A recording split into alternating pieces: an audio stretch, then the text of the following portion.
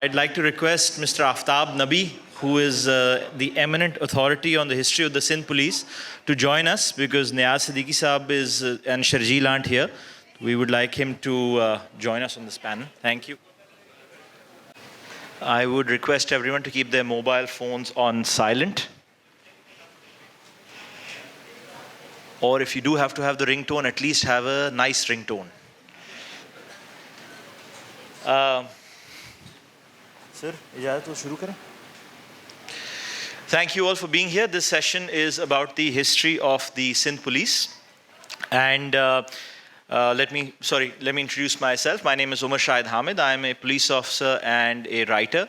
But with me are two of the most eminent personalities of the Sindh police.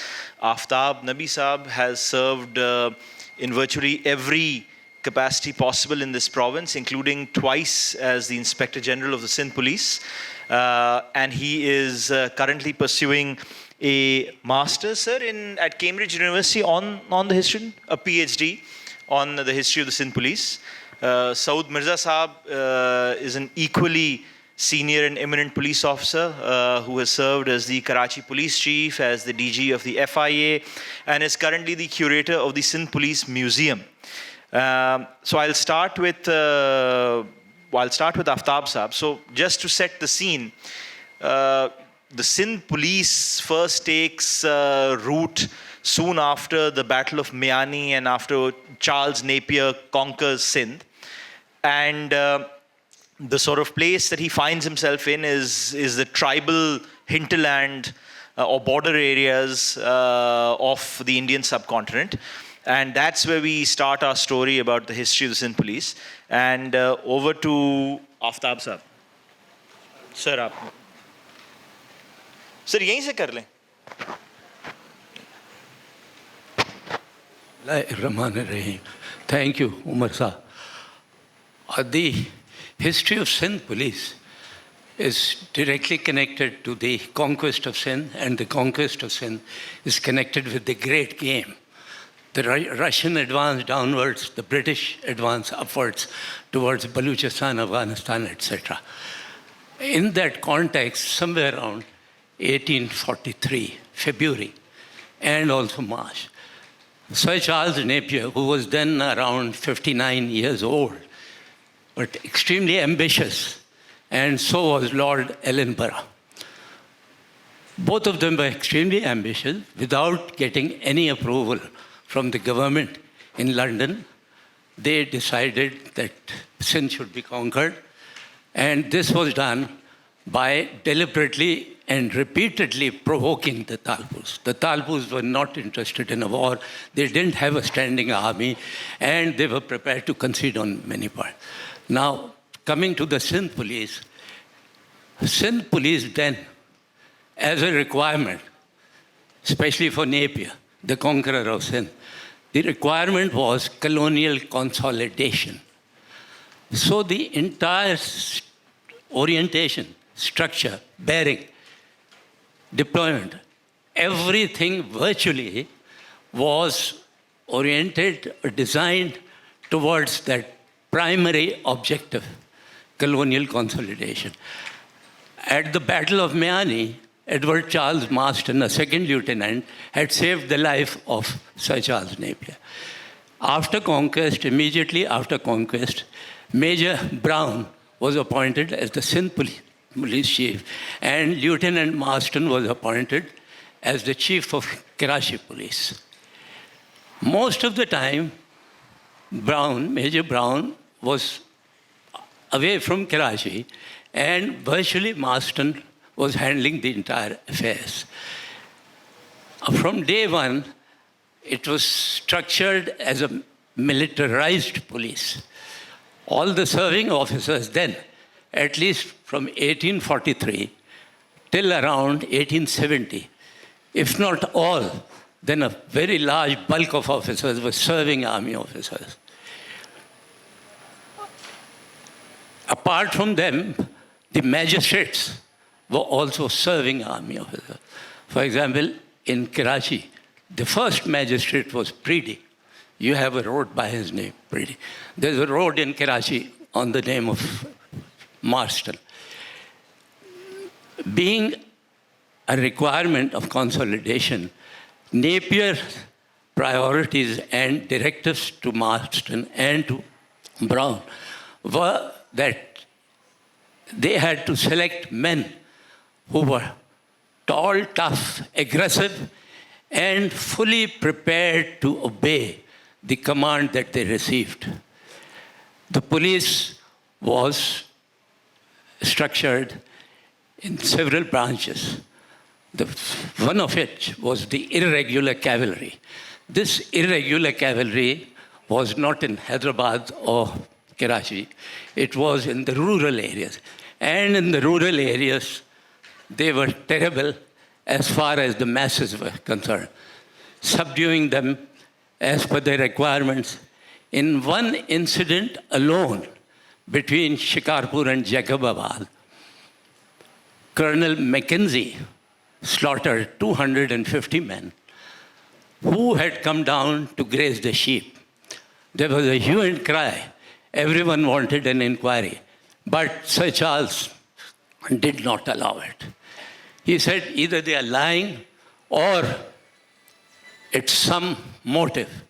Nevertheless, after 5 years, through John Jacob, an inquiry was conducted, and at least 50 or 60 men who had lost either a hand or their limbs were amputated, they received a pension of amounts ranging from 5 to 10 rupees per month.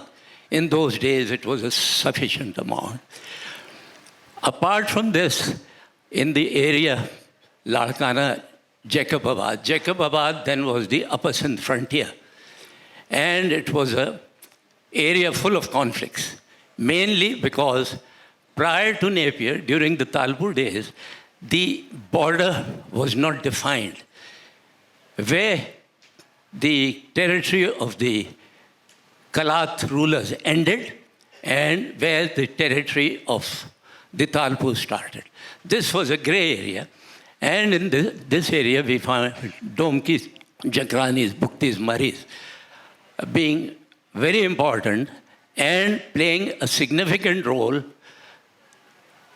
creating problems for the colonial government by swooping down from the mountains, picking up a few sheep or goat, and getting away. This continued for quite some time. But at one stage, what Napier did through his police and the Sindh Irregular Horse, which was commanded by John Jacob, and Meriwether was a lieutenant under John Jacob. They blocked all the entrances in the hills and tried to starve them out. After some days, the Bhuktis managed to come down and try to take something away. Immediately, Lieutenant Meriwether got to know about this. With around 180 men, he charged. His battalion was very well-disciplined, trained, and armed to the teeth. The Bhuktis, out of, say, 600 to 700 men, hardly 30, 40 had any arms. Within 3 hours, almost 600 of the Bhuktis were killed. Subsequent to that, there was a Gazette Extraordinary in which Meriwether was praised very high, and he established a name as the defender of the imperial priorities. Much later, there was some awakening and there was some effort at redress. But this indicates the extremely militarized role of the police in the Upper Sindh. Even the Sindh Irregular Horse, a military battalion, was used on policing duties. Then Sir Charles Napier utilized certain tribes, such as the Domkis, Jakranis, etc., for whom a concession was made that they need not wear the police uniform and operate as per requirements of Napier and as per directives of the tribal chiefs. there were many episodes in which the poor local residents were either harassed or were crushed.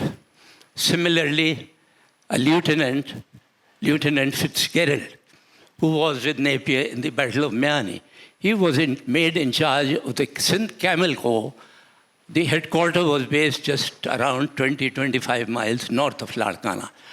They created havoc and perpetually subdued the residents. All this continued. In 1847, Napier's martial law ended, and he was transferred out because there was a hue and cry in the parliament in London and in the Bombay newspapers. He was exposed. Napier resigned and went back to London. After him, Sindh, which was being governed as an independent province or a sub-province, was attached to the Bombay presidency. The first commissioner in Sindh was Pringle, but he didn't last long. Subsequently, Sir Bartle Frere came in, who did a great deal of work in improving Karachi and other places in Sindh. However, policing continued under Marston, who was extremely dedicated as far as the police was concerned, raising the police, disciplining them, and he was a very tough man, riding for 20 hours a day just to catch some tribal chief who had committed burglary, robbery, or murder. He was brilliant, dedicated to the colonial cause.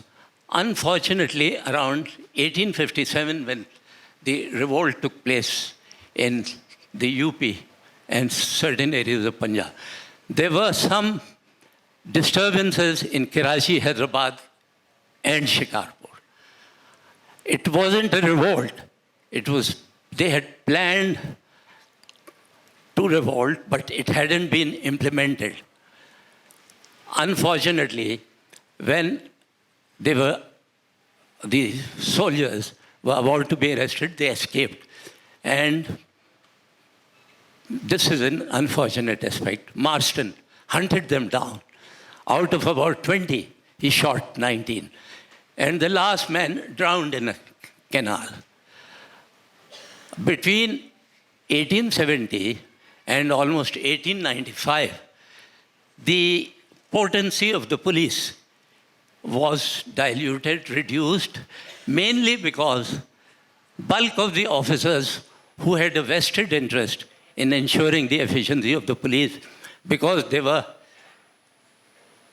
they took part in the Battle of Miani, and they thought it is their duty. All of them had retired. Gradually and slowly, because of indirect governance in Sindh, or governance through Vaderas, the Vaderas got more powerful, the police got weaker. Many, many decisions used to be taken by Vaderas in their otak, in their private faislas. Anyone interested in this, the dilution of power, should read David Cheeseman's research work at the School of Oriental and African Studies, London. What actually happened was, because the public perceived the Vadera as the most important functionary of the British colonial government, very few people went to the courts or to the police station. This deterioration continued. And somewhere around the 1890s, when the Sindh police, which was initiated and formulated as an instrument of coercion and consolidation, gradually started losing their hold. And there were very serious disturbances connected with the horse. This was called the first Hur insurgency that was led by Bachu Badshah, Bachal. His name was Bachal, Bachu Badshah, and Piru Wazir. His name was Piral. They created, literally, defied the authorities of the police, the commissioner in Sindh, the magistrates, and virtually any authority that existed. ultimately, the army, 2 or 3 army battalions had to be called to crush them. But the main reason that the revolt was crushed was not because of the police or the magistrate. It was because the then Pir Pagala succumbed to the pressures exerted by the commissioner in Sindh. He facilitated the surrender of Bachu Badshah, who surrendered in the hope that he may either be pardoned or he'll be given 10-15 years. What the administration of Sindh did was, number one, to hang him. Number two, instead of letting his relatives have a normal grave, they buried him under a road and leveled the road. After this incident, the clout of the Hurs declined drastically. They were brought under the Criminal Tribes Act. Even Sir Percival Griffiths, the then IG of the Bombay Presidency, stated that technically there was no logical reason to put them under the Criminal Tribes Act, but it was a political requirement. Once it was put under the Criminal Tribes Act, criminal tribes settlements were organized, where Hurs, under police supervision, were accommodated day and night. In many such settlements, the entire families were there. There were many persons who claimed that as a child they were born there. One of them you may have heard of, Allabharayo Behant. He has written a book also. I've conducted his interviews, and he narrates the terrible ordeals, the problems, etc., in those settlements. The Criminal Tribes Act was a terrible organ of repression. Under it, the police and the administration were allowed to call any Hur, whether innocent or guilty, at the police station, and irrespective of the distance involved. Very often they had to travel 20, 30 miles just to come to the police station. For some people, apart from the Hurs, there were many, many other tribes. At least 70, 80 tribes were put under the Criminal Tribes Act and the Criminal Tribes Settlement Organization. There were some individuals or criminal tribe members who were supposed to give hazuri every day. There were some who had to give hazuri once a week or once a month.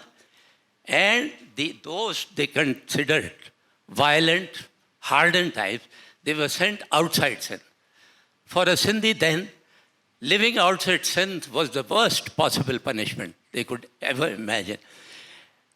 And repeatedly, if you read the annual reports of the police in Sindh, even during the days when Sindh was under the Bombay Presidency, there was a separate report as far as Sindh was concerned.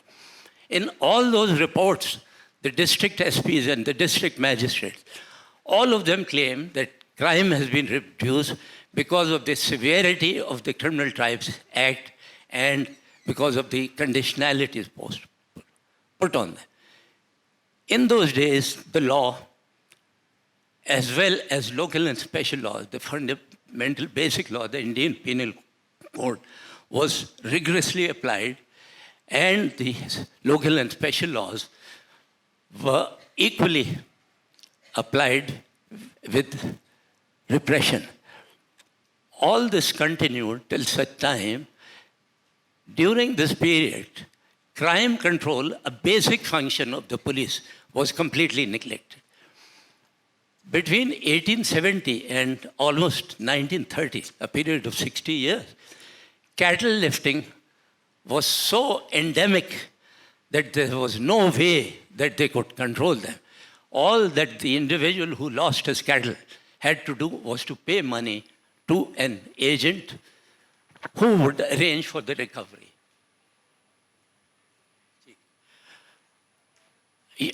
Details of the situation, the effectiveness of the police, and the massive crime are all contained in a report called A Report into the Inquiry of Crime of Cattle Lifting in Colonial Sindh. This was headed by Sir Ivor Taunton, who was much later, after 10 to 12 years, he was posted as the Chief Secretary Sindh.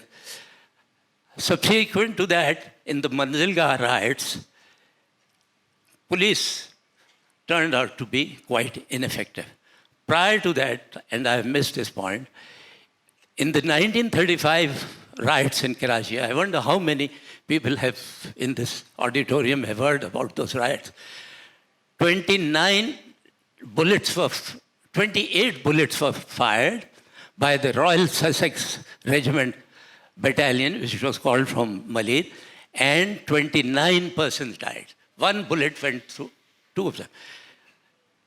The colonial government was so rigid that even Muhammad Ali Jinnah, later Quaid-e-Azam, insisted that an inquiry be conducted. They refused. Subsequent to that, after the 1935 Act, Sindh became an independent province in 1936-37. By that time, especially around 1939, with the declaration of war, the police, which was completely neglected by the colonial government in terms of manpower, funds, buildings, seniority promotion, etc., had to be immediately reinforced in view of the massive number of bridges, culverts, railway stations, harbour, etc., that needed to be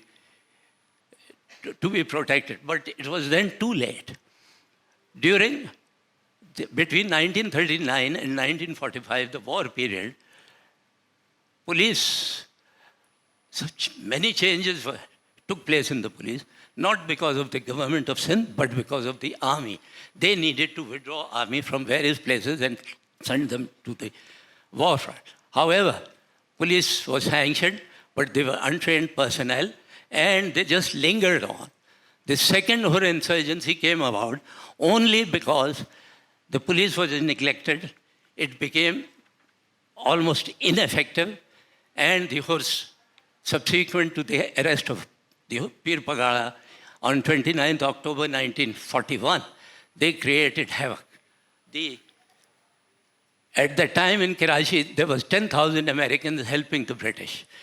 They raised severe and serious issues with the British government that the trains are coming late, our goods are not being sent to the war front towards Calcutta, etc.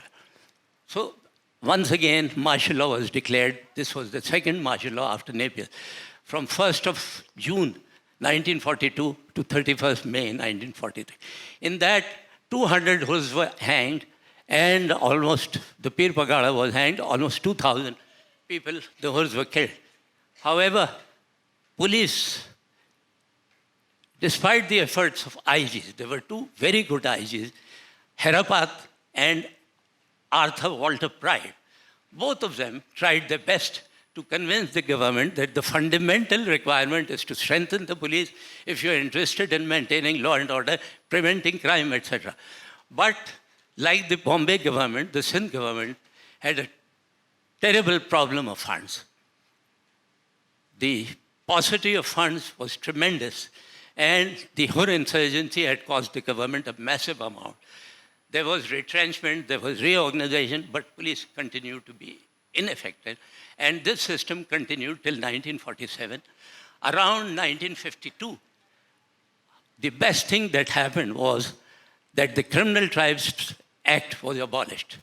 Because of that, the crime situation, the crime figures went down massively, which indicated that the theory of the British district magistrates, district superintendents of police, commissioners, all of them, was incorrect.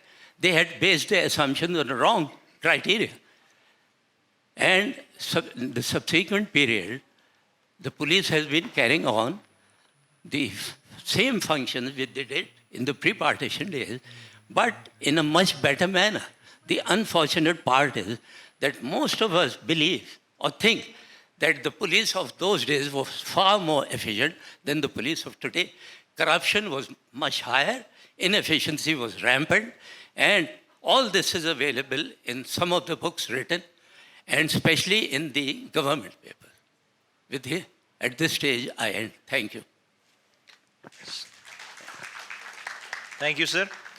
Sir, आपने दो तीन जो themes की about the militarization of the police, and also if we take it back to Marston, who emerges as a key figure, so I'd like to invite Saud Saab to shed a little light on that.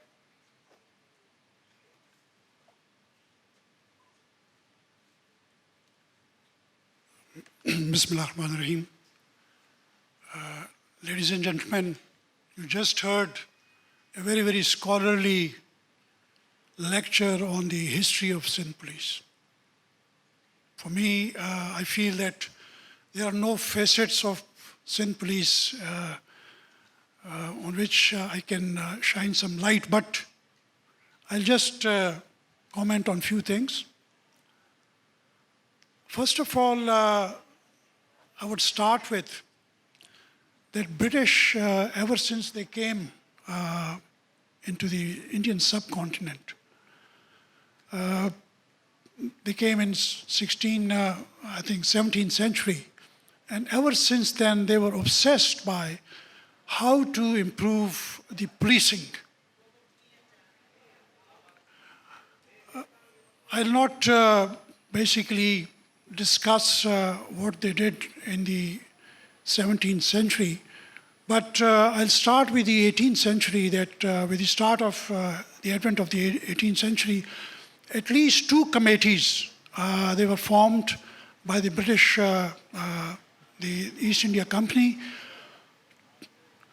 and they were tasked to improve and to reform the then police forces. Just to add to the knowledge of the very discerning audience, I would mention that before the raising of the Sindh Police, there were already 3 police forces in the subcontinent. And they happened to be Bombay Police, Madras Police, and the Bengal Police. Sindh Police was the 4th such police force. And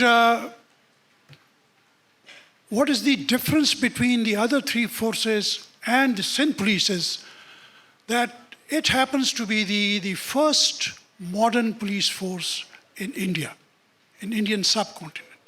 And by that account, even on globally, it is among the first few modern police forces, starting with the Paris Police Force, which was established in 17th century. It's the first modern police force, followed by the Metropolitan Police of UK, that the act was passed in 1820s, and thereafter Royal Irish Constabulary Act was also passed. So all these developments had taken place. But before starting with the Sindh Police, there was another committee in 1833 which was set under the chairmanship of Lord Metcalfe.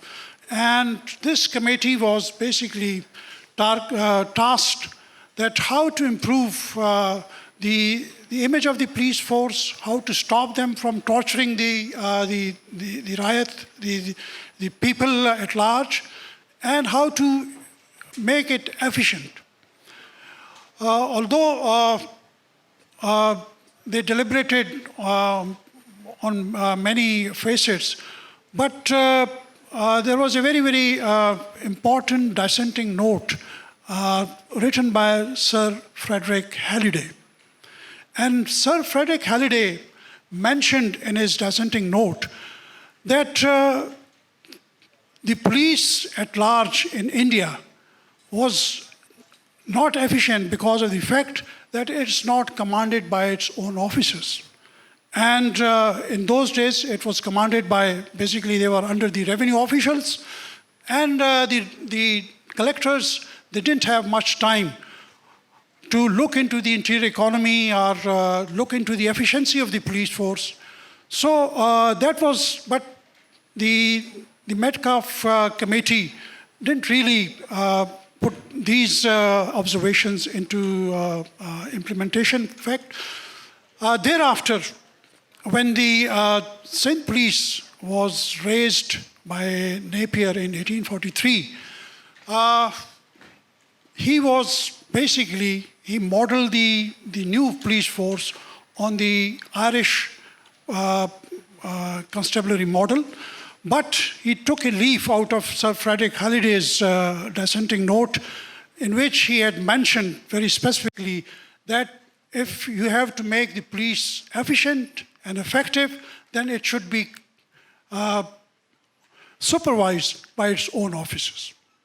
So the basic difference between the other three police forces and the new police, which was raised by Napier, it was an organization which was totally different from army. And secondly, it was officered and supervised by its own officers, although it still came to the rescue of the collectors as and when they had law and order problems. The idea which really which should be at the back of the mind of Napier was that putting the army, into contact with the conquered people, the army over the time loses its awe, and it becomes corrupted by so many other things, it becomes soft. So he wanted to create another department and keep the effectiveness of the army intact. So the police was created. The other, according to Sir Bartle Frere, in his idea, the Napier's idea was that the police was given autonomy in the fact that it could also keep a check on the depredations and the violations by the revenue officials, and likewise the revenue officers used to come up with complaints against the police force as and when they committed violations of human rights and so many other things. So in this way, both the departments keep each other in check, and the people at large, the citizens were the main beneficiaries of this kind of system. So the first chief of the Sindh police was Robert Brown, Captain Robert Brown, and under him, Napier divided the Sindh into three collectorates, in three divisions. One was Karachi, the other was Hyderabad, and third was Shikarpur. And the police had three branches. The first branch was, and most effective branch, was the mounted police. The second branch was the rural police, and third branch was the city police. And apart from that,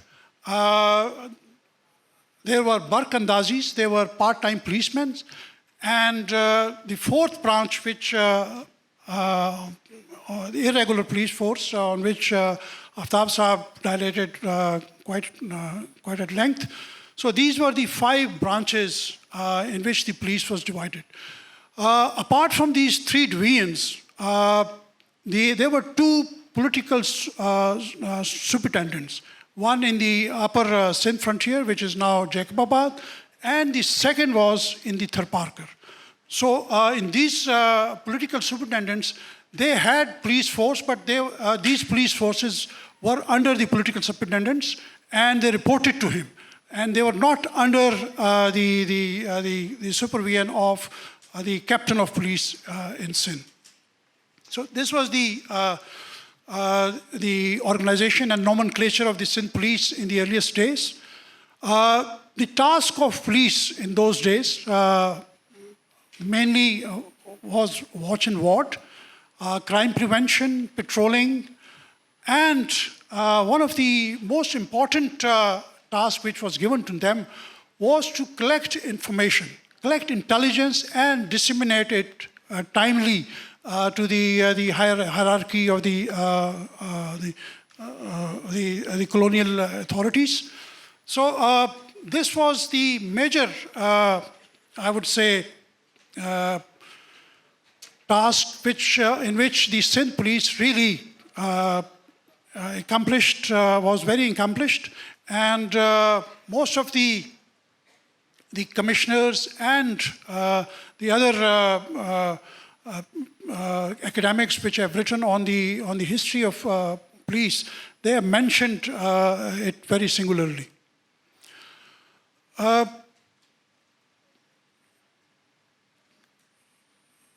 Robert Brown remained captain of the Sindh police for a very short time, because he repeatedly fell ill and he had to go on furloughs.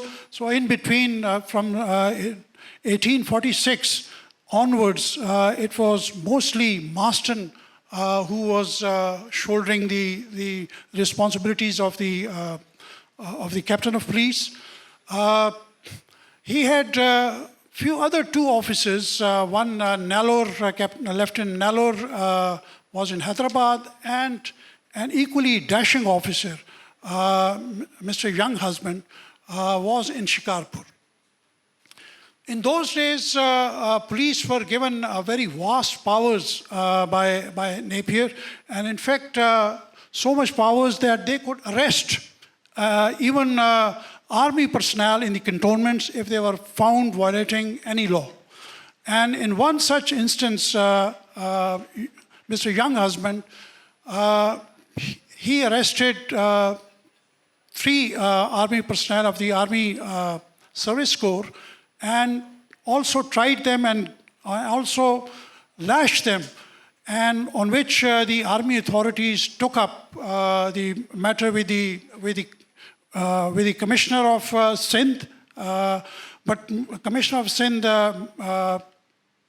mentioned that these powers were already given by the Napier and he couldn't do much about it. So the matter was further sent to the governor in Bombay, and from Governor Bombay it went to the Viceroy. And from the Viceroy office, the edict came that from now onwards, the army personnel would not be arrested. And even if they are arrested, they would be handed over to the nearest army unit. So these were the, likewise, while going through the records of the Sindh Police, while I was curating the Sindh Police Museum, I came across a very, very interesting letter, which was written by the DC of the Hyderabad, Mr. Rathbone, to the commissioner, in which he mentioned, and rather he complained, that my position in Hyderabad is, very weakened, in the sense that he couldn't really authorize any construction of roads or any construction of buildings or any of such things. And all these powers were with the Lieutenant of Police. So these should be reverted back to because he feels that he's sort of embarrassed before the Sardars or the Vaderas of the local Vaderas.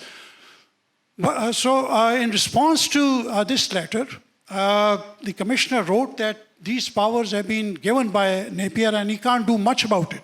So this was the kind of powers which were given to the police force in those days. Some of the, I would revert back to Marston. Marston became the chief of Sindh Police regularly in 1848. In fact, there was a keen tussle between him and Younghusband. And young husband, slightly more ambitious, he lobbied for this position, but he got a reprimand from the colonial authorities, and he basically he was not chosen, and then Marston was chosen. This young husband, ladies and gentlemen, he is the one who raised the Punjab police when after the conquest of Punjab by the British colonists, and he remained IG of Punjab for at least 10 years. He also retired as Major General. Now coming back to Marston, Marston became the head of, the captain of Sindh Police at a very, very young age. He became at the young age of 24. He had absolutely no prior experience of policing. In fact, at the time of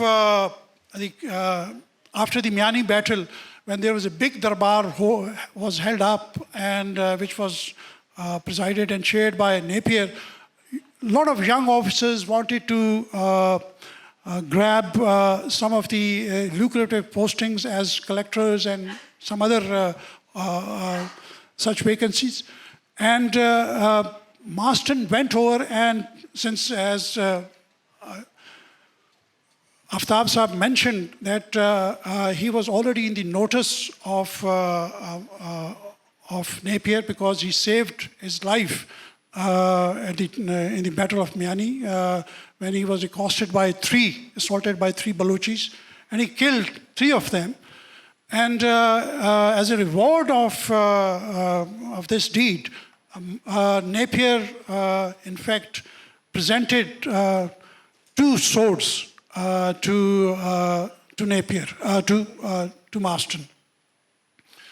So when a lot of these young officers, they were reluctant to go and wanted to plead for their case before Napier because Napier was very foul-mouthed and he didn't really like people. He didn't take any nonsense. So all these people, all these young officers, they cajoled and pressed Marston to at least start with this process. So this is, according to the Lambrick, he mentions this very interesting case that Marston came up and went up to Napier and presenting himself, and he said, "Sir, Your Excellency, I've been offered adjutancy by John Jacob in in Jacobabad in the irregular cavalry." So Napier got annoyed, and he said he blurted out a few expletives and told him that you are to raise the Sindh Police, about turn and go and raise the Sindh Police. So he came over and raised the Sindh Police on 1st May 1843. So it is almost 177 years now that the Sindh Police has been established. Perhaps it's the oldest government department which is in continuity since then. Few other achievements of Marston. In 1850s, he drafted 2 sets of rules for the guidance of Sindh Police. And at that time, most of the police forces had not even had very rudimentary rules and regulations. So these were the 2 sets. There were 30 rules for the guidance, and then there was a very elaborate code of conduct, which had 4 sections, and this code of conduct was for the deputy magistrates, for the kardars. So mainly that the interaction between the 2 departments should be very smooth. So this is a first instance of such rules and regulations in the subcontinent in which the two departments were kept apart and yet they cooperated with each other without, entangling with each other.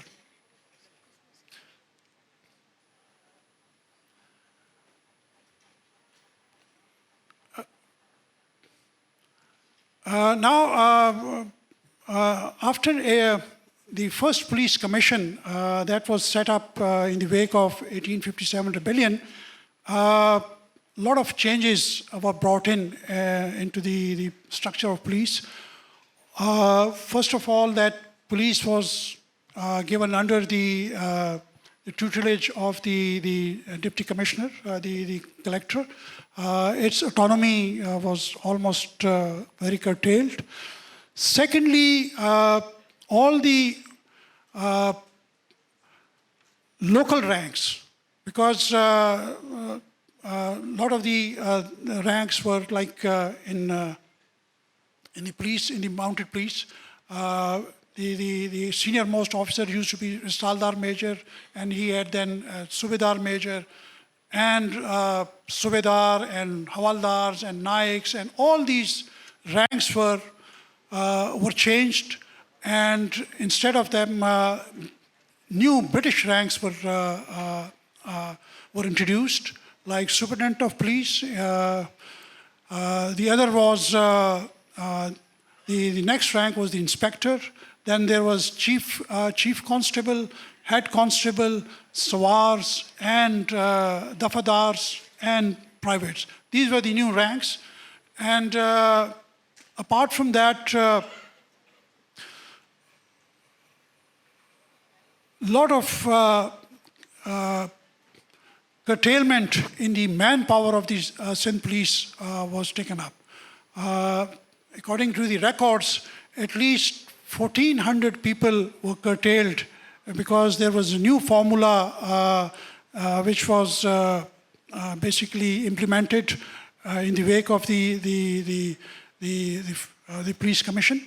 And incidentally, the police commission, which was basically headed by Mr. Court, and its secretary was Mr. Colonel Bruce. Colonel Bruce later on became the Implementation Inspector General. According to him, he had studied all the police forces in subcontinent, and he found that the Sindh police model was the closest to their ideal. And before that, after the 10 years of establishment of the Sindh police, the Sindh police model was emulated by the Bombay police, and later also emulated by the UP police and the Deccan police, and partly it was emulated by the Punjab police as well. So there are so many things, because paucity of time, I couldn't further dilate, and I would just end that in Marston, despite the fact that he had the facility of going back to the army, and since the post of the commandant was abolished, the captain of the police was abolished in the wake of the first police commission, but he still volunteered because he loved police, and he loved Karachi, and he remained in the saddle of Karachi police till 1872, till he had to revert back to the army. And as per the record, he was such a popular figure that a delegation from the eminent elite of the Karachi went all the way to Bombay to plead his case that he should be again given extension. But then the government didn't really accede to their request. And he went back to the army. He retired as Major General from the army, and he loved Karachi. He stayed here. He died here in 1902. And two of his sons, they joined police, and one of his sons has written his unpublished biography. So even in those days, Marston was one man who had great faith in Karachi. And in a letter he had written in 1850s, he has mentioned that Karachi is one city which is going to grow. So its requirements should be catered in a very, very careful manner. Thank you very much. Thank you, sir. Thank you, both of you, for those very detailed presentations. I'll open the floor up for a few questions. We don't have a lot of time, but I think we can take 3 or 4. If you please raise your hand and a mic will come to you. Yes, over there.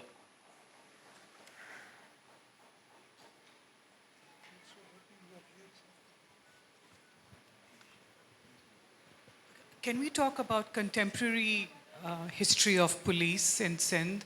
I would like to know this tussle between Centre and Sindh that is happening these days. Is there a history behind it, and can you shed some light to it? And is this peculiar only to Sindh or to other provinces as well? I was going to say that one of the themes that comes from both presentations is कि ये जो जंग है Sindh police के इख्तियारात छीनने की, ये सिलसिला बड़ा पुराना है. But sir, Saud Sahab, would you like to take that up about the tussle between the centre and the provinces over the powers, or shall we reframe it between political, about the politicization of the police? Honest. I would say that, in my opinion, this tussle was always there, but it became more acute. And in the present era, and this too has happened after the promulgation of the Police Order 2002. Because in that law, it was in the basic framework of that law was that that political interference will be curtailed, it will be banished, and in fact, there was a certain clause in which the security of tenure was well guarded, because it had mentioned that no IG will be changed before 3 years, and if he has to be changed, then there was a very detailed procedure given. It had to be dealt by the safety commissions at the provincial and the federal level, and the whole gamut of things were enshrined in that. But unfortunately, during the Musharraf days, after the promulgation of the Police Order 2002, more than 140 amendments were introduced into that act, which really killed the real spirit of that. And it again became, where the security of tenures and all these things were washed away. Sir, आप इस पर कोई comment करना चाहेंगे?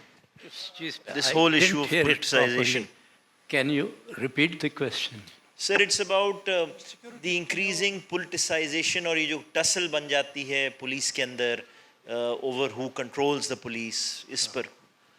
This tussle has a very long period history. Initially, when the Bombay District Police Manual and District Police Act was imposed in Sindh, somewhere around the 1890s, the district SP was virtually a subordinate of the district magistrate. Under the Bombay District Police Manual, even the IG had to inform the commissioner, the district magistrate, if the district SP or the deputy superintendent of police was being changed. Ultimately, it was realized that policing is a professional function. And let me add that somewhere around the 1930s, the Inspector General of Police of Bombay was an ICS officer, Sir Percival Griffiths, who has written a book to guard our frontiers, A History of the Sindh Police. In those days, police was structured and oriented as a subordinate of the magistracy. There was one aspect, the assistant commissioners or officers of the ICS were taken after they had obtained a graduate degree and they were sent to Cambridge or Oxford. The police assistant superintendents of police were taken at the age of 18 after having done their A-levels. Now, naturally, working together, this gave an inferiority complex. The entire system was structured in a way that police would feel subordinate, that they are a subordinate of the magistracy, and that would make the task of the district magistrate, which was consolidation and getting the revenue safely. This would facilitate that task. Gradually, after partition, the police was made relatively independent, and almost all the reforms, police reforms, indicate that policing is a specialized function and it should be left to the police officers or the Inspector General of Police themselves. The unfortunate part is, since partition, there may have been a dozen or more Police Reforms Commission, but nothing has been implemented. Perhaps if the policing as an institution was a useful tool for the colonial powers, the politicians after partition thought, why should we change anything? It is very useful for us also. And this is the background. I think we have time for one more question.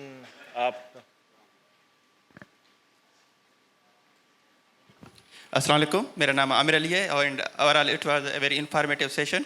मेरा question ये है कि आप 1850s का police देखें और 2020 का police देखें तो व्हाट आर 3 सिमिलरिटीज़ जो अभी तक कंटिन्यू हैं और अभी तक वो चल रही हैं, एंड 3 डिफरेंसेस जो with the passage of time change हुई हैं in Sindh police. Thank you. Sir, आप लेंगे? यू मीन सिमिलैरिटीज़ क्या थी उस ज़माने में और अब? सबसे पहली चीज़ जो बड़ी सिग्निफिकेंट है वो militarization in the Sindh police.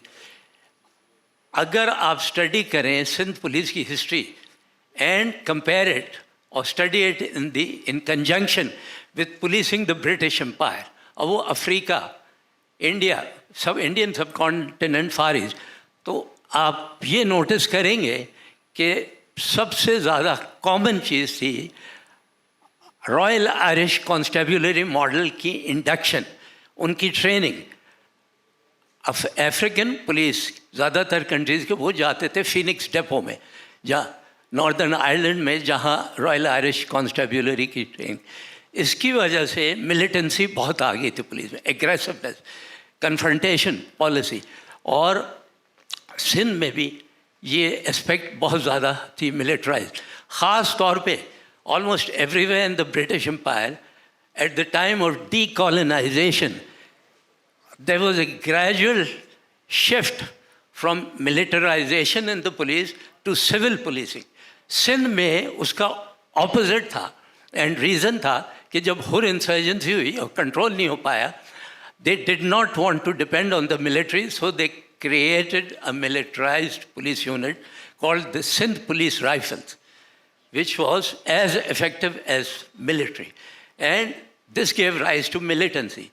दूसरी चीज़ है कि कलोनियल पुलिस, कलोनियल लॉज वगैरह, उनकी इम्प्लीमेंटेशन वो चलती रही रिप्रेसिव मैनर में. क्रिमिनल ट्राइब्स एक्ट तो एबॉलिश हो गया था, but suspension of a particular tribe being criminalized was to their disadvantage.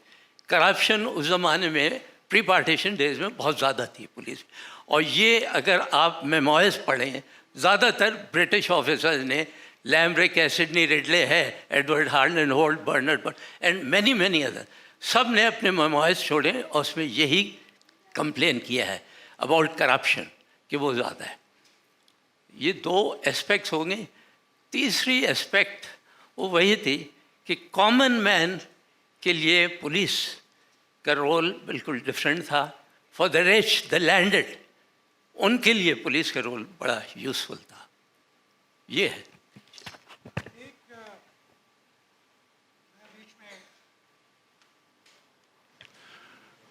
ایک اور بھی ڈفرینٹ تھا کہ اس زمانے کی جو پولیس تھی اور آج کی جو پولیس میں وہ بہت جو افسران تھے اسپیشلی جو یورپین آفیسرز تھے وہ بہت ایکسٹینسولی ٹریول کرتے تھے اور ان کو لوگوں کی پلس کا پتہ ہوتا تھا. اور آج کل تھوڑا سا وہ اب اتنا لوگ ہم یا تو بہت زیادہ مصروفیات ہو گئی ہیں تو اس کی وجہ سے اب اتنا آپ کا جو لزون ہے پبلک کے ساتھ وہ کم ہو گیا. میں ایک چھوٹا سا انسیڈنٹ آپ کو اس کے اوپر میں ختم کروں گا کہ ماسٹرن اپنے ٹور کے اوپر تھا اور سجاول کے نزدیک اس کے پاس ایک فقیر آیا اور اس فقیر نے کہا کہ میں سویا ہوا تھا اور کوئی 2 چور آئے, ڈاکو آئے, وہ میرا گھوڑا بھی لے گئے اور میری چیزیں بھی اور وہ مکتر بھی لے گئے, تو میرے لیے کچھ کریں آپ. تو اسی وقت بجائے یہ کہ وہ کوئی اپنا کسی آفسر کو اس کے ساتھ کرتا, وہ خود ہی اسی وقت وہ گھوڑے پہ بیٹھا, ساتھ اس نے اپنے 2 یہ پیری لیے اور 3 دن تک وہ ان کے پیروں کے پیچھے چلتے رہے اور جا کے ان کو لڑکانہ سے آگے وہاں پہ ان چوروں کو انہوں نے پکڑ لیا اور ان کو اریسٹ کیا اور وہیں پہ پھر. تو یہ ایک ان کی پبلک آپ ان افسروں کی اور آج کل تھوڑا سا مطلب اتنا اس طرح کا تھوڑا سا اب کم ہوتا جا رہا ہے. Thank you, sir. That brings us to the end of this talk. I would request the audience to give a big hand to both of our speakers. Thank you, sir.